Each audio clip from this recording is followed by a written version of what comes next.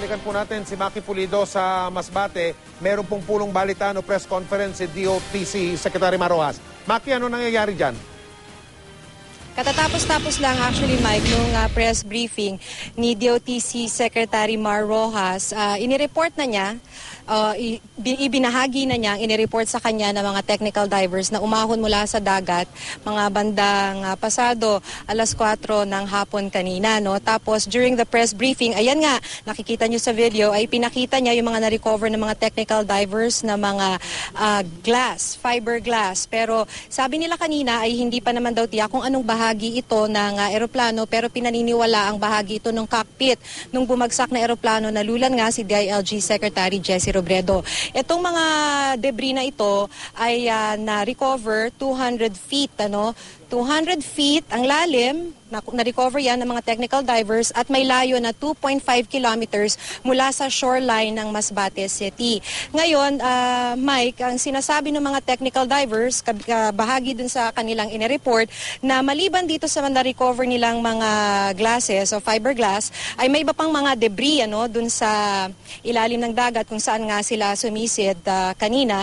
At ang sinasabi nila ay tinatawag na nila itong debris field dahil nga sa dami at may radius ito na may around 100 meters.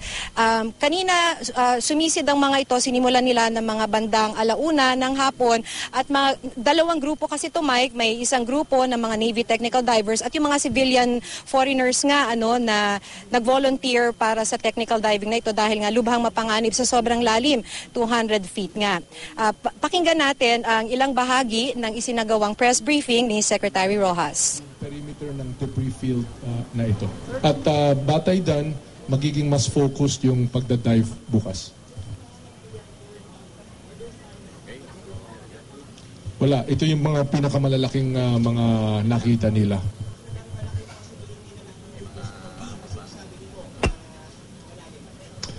Well, sabi nga is that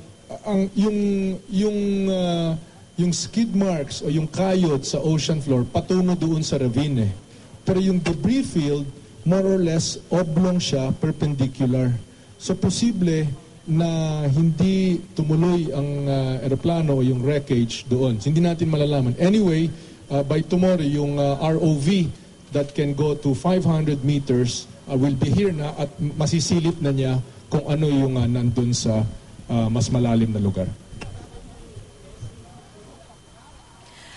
Mike, bukas ay tatangkain uling sumisid ng ating mga technical divers. Ang pagkakasabi kanina sa press briefing ay gagawa sila isa sa umaga at isa naman sa hapon.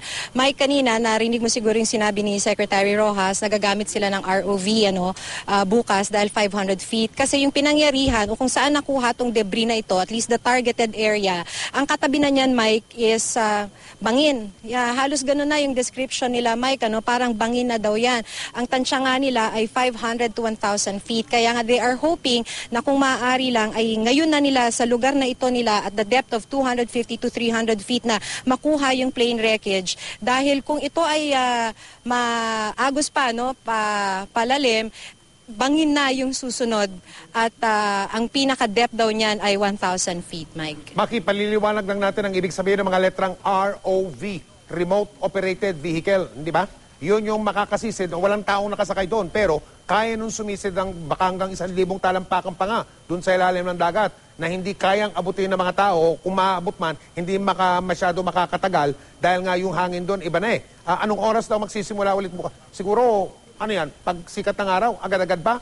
May dumadive ka agad? Wala tayong eksaktong oras sa Mike kung kailan nila sisimulan itong technical diving.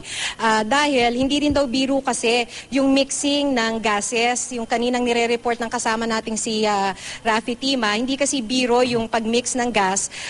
Medyo oras din ang binibilang niyan. So hindi agad pwedeng sumisid ang ating mga technical divers. And that trimix, yung paghalo-halo ng mga gas na yan, na kanilang hihigupin nga, yun ang gagamitin nilang parang oxygen nila habang sila'y nandun sa dagat, yun ang pinaka-importante para makaabot sila sa ganong depth, Mike. Maraming salamat, Maki Pulido.